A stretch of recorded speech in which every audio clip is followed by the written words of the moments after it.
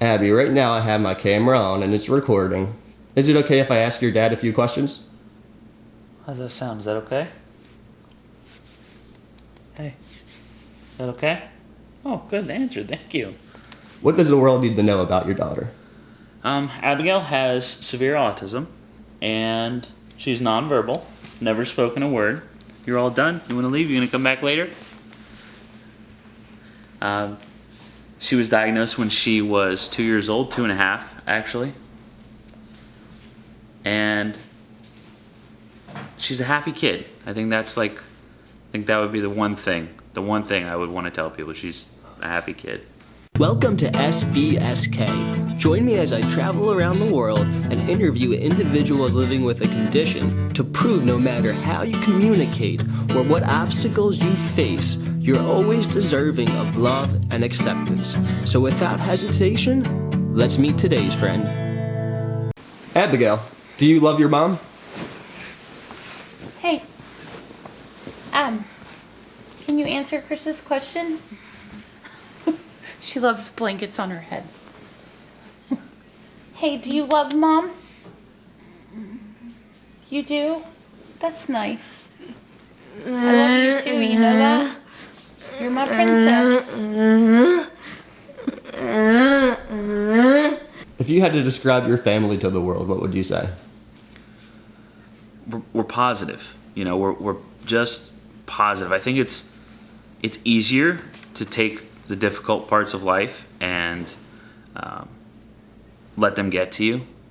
It's just easier to take that route. I think it takes work to look at a situation and go, okay, I'm gonna make the absolute best out of my life, no matter what happens.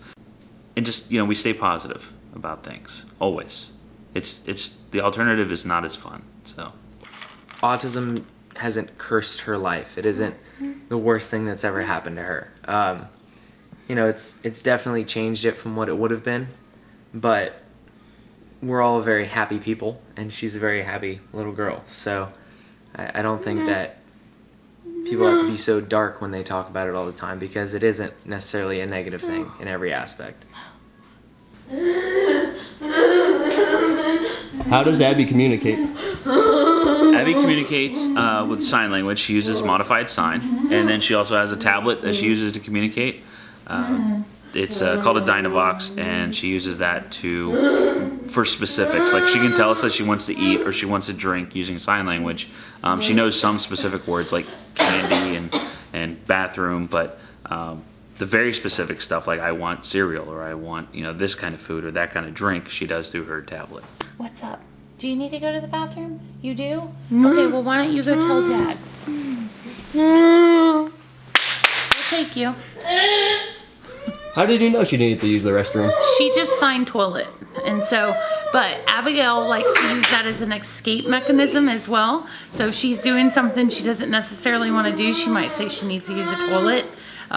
So that's her way of getting out of things. And I question myself as a parent. I think if you don't question yourself as a parent, then you know you're doing the right thing if you are questioning yourself all the time. Like, is this what she really needs or really wants, or is this what she's really trying to say?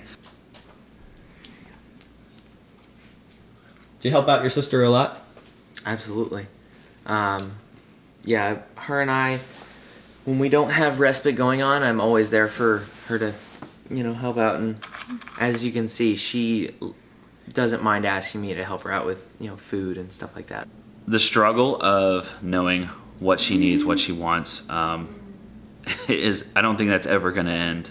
You know, ever going to end. We have to make decisions that are in her best interest without pushing her into things that she doesn't want to do. But at the same time, you know, we went to a water park this weekend, and we took her down the water slides, and she wasn't too keen on going down the water slides. But you know, that just as an example, we push her to do things in life that she initially communicates she may not, you know, be too interested in, because we want her to experience things. And then afterwards, was still adamant that she did not like the water slides, so we'll never do it again. But I think that's our job as parents. Like, now you need to try this, you need to do this. You know, let's see what happens, and And if it doesn't work out, then that's fine. I don't think you have to go to the bathroom because you just went. If you do, you can go then. You can go. You're a big girl. Go ahead.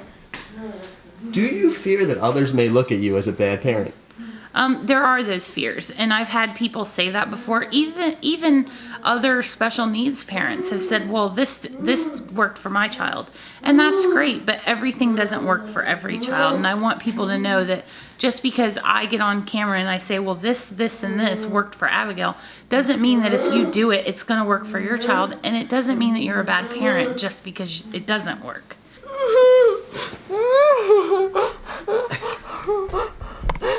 You got that?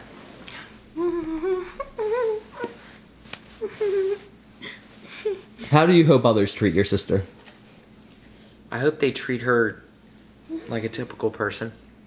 When you meet Abby, a lot of people tend to do the baby voice thing or whatever, and I just want them to talk to her normal and think of her normally. When somebody new wants to build a bond, a relationship with Abby, how do they start? The easy thing to say would be bring her Cinnamon Toast Crunch. She loves Cinnamon Toast Crunch, but just being on her level more than anything. Sitting with her. Abigail, what's the matter? Hey, you have problems with your music? Let me see. Can I sit here with you? Can we do this? Is this okay? How about we do this, okay?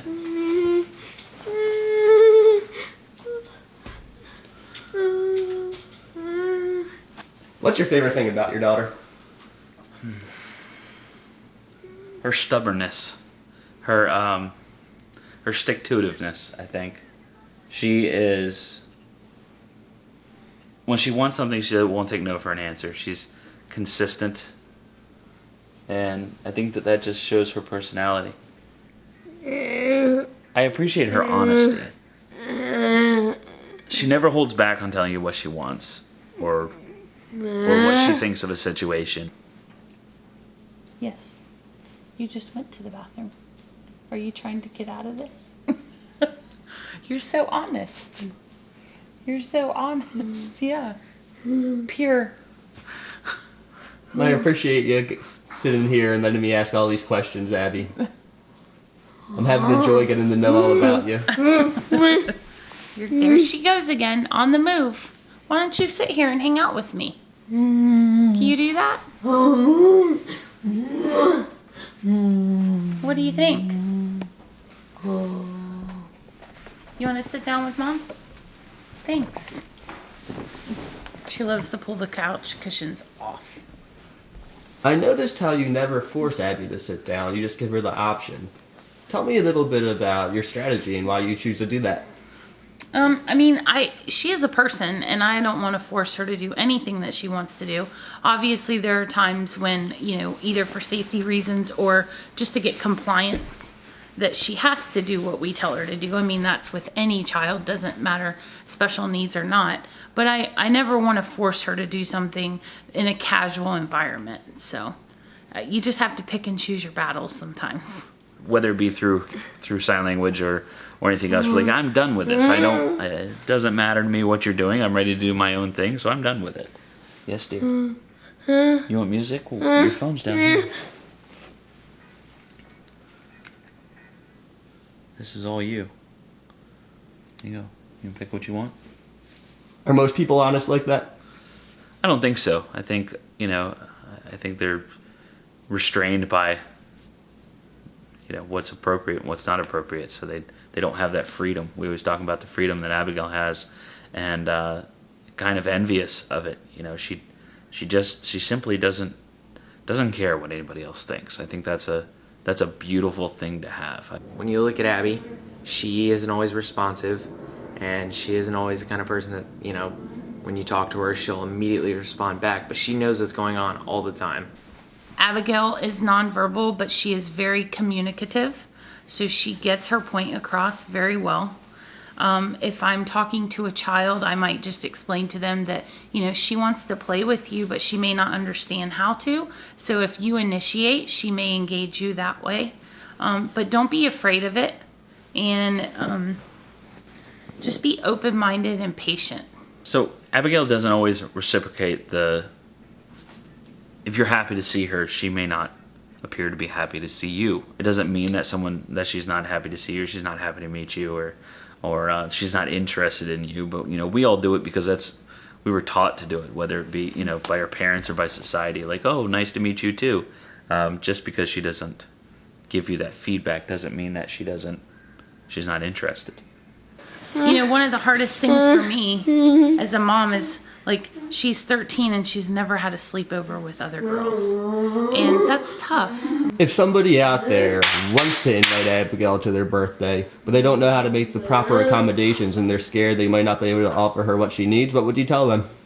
I always tell everybody, don't make any changes for us. We as a family know how to adapt to situations. We get Abigail out in the community and we take her on vacations and stuff. So it's not always the perfect autism scenario for our family, but we can make anything work. And if it's too much, then we just show up for a little bit and then we leave, and that's fine. She rocks when she's upset. She rocks when she's content. Slow rocking, she's very content. Hard, fast rocking, she's agitated. How long did it take you to learn that? I would say 13 years, because it changes so often. Like her moods and how she communicates them. She's not necessarily communicating to us, but just how she shows her moods. It changes all the time. We're constantly learning, just like everybody changes, Are you so excited?